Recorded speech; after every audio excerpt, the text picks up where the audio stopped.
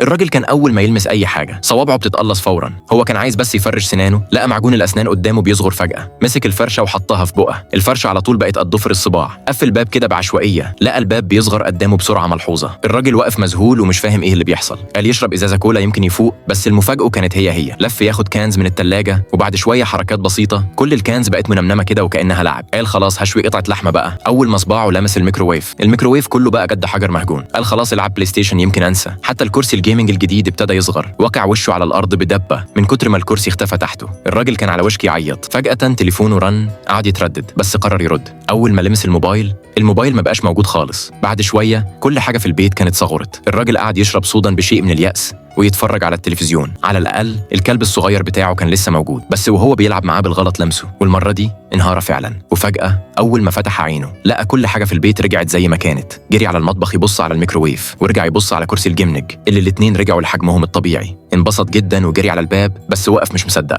واضح إنه فرح بدري.